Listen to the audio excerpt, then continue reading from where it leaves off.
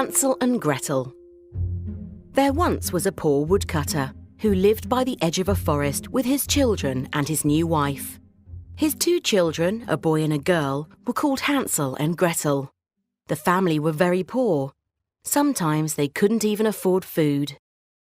One evening, when they had all gone to bed hungry, the woodcutter said to his wife, "How can we survive? There isn't enough food for 2 people, let alone all 4 of us.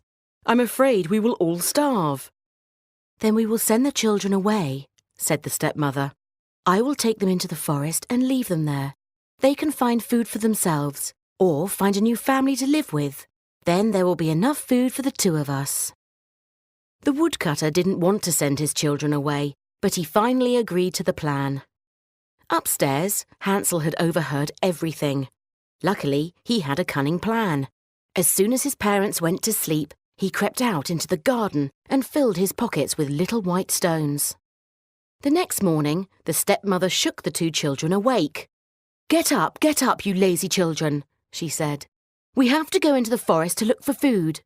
The children washed and dressed and followed their stepmother deep into the forest. After walking for hours, they stopped beneath a large tree. "You rest here," said the stepmother. "I will find some wood to light a fire, and then I'll be back." The children sat beneath the tree. They waited and waited, but of course the stepmother never came back. As night began to fall, Gretel started crying. "She's not coming back," she sobbed. "What can we do? We'll never find our way back home." "Don't cry, sister," said Hansel. "I knew this would happen, and I have a plan." As we walked, I dropped a trail of white stones behind us. When the moon and stars come out, we will see the stones and follow them back to the house. Sure enough, when the moon came out, the white stones gleamed brightly against the forest floor. The children followed the trail all the way back to their little cottage. Their father was delighted to see them, but their stepmother was very angry. "I don't know how they found their way home," she grumbled. "Tomorrow I will lead them even deeper into the forest. I'll make sure they're lost for good this time."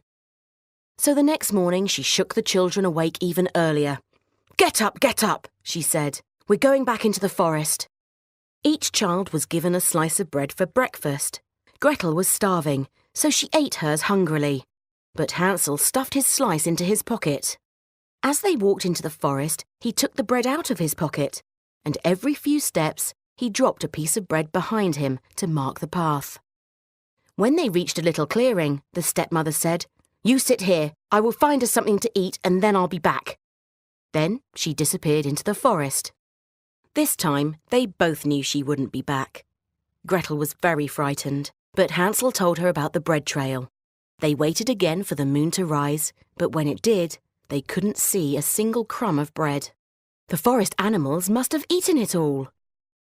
The children wandered through the forest, clinging to each other. It was dark and cold and very scary. At last, they found a very strange-looking cottage. Its walls were made of gingerbread, its front door was a big slab of chocolate, and its roof was lined with purple sweets. The children had never seen anything like it. They hadn't seen a single sweet for years. Gretel nibbled on the windowsill, and Hansel took big bites out of the doorframe. It was delicious. As the children were feasting, a strange old woman came out of the house. Come in, she said. "You must be starving. I'll give you a nice big dinner and then you can go to sleep. You have nothing to fear, I'll look after you." The children were so relieved and so tired and hungry that they eagerly rushed inside. But the minute the door slammed shut behind them, they realised they had made a mistake. The old woman was in fact a witch, and she loved nothing more than to eat little boys and girls for her dinner. "Ha ha," said the witch. "What a treat I have here. I'll eat the boy first and the girl can help me cook him." She locked Hansel up in a cage, and every day she fed him pieces of cake and pie so that he would grow big and fat. Meanwhile, Gretel was made to clean the witch's house. One day, the witch decided that Hansel was ready to cook. "Light the oven," she ordered Gretel. "Now check that it is hot enough." "How do I do that?" said Gretel. "You stupid girl," shouted the witch. "Can't you do anything? I'll just have to do it myself. The witch went to check inside the oven, but as she bent down, Gretel gave her a big push. The witch fell inside the oven and Gretel slammed the door behind her. The witch screamed in fury, but Gretel ignored her and hurried over to help Hansel. She set him free and the two children ran away as fast as they could. They ran and ran through the woods, terrified of the evil witch. As they were running, it seemed as if they could hear a voice shouting, "Hansel! Gretel!" The voice grew louder and louder. Then their father appeared before them. "Thank God you're safe," he said. "I've been looking for you for days. I should never have let your stepmother take you away. She's gone now, and she won't be coming back. It's just the three of us now, and I promise I'll always look after you." So the three of them set off for home.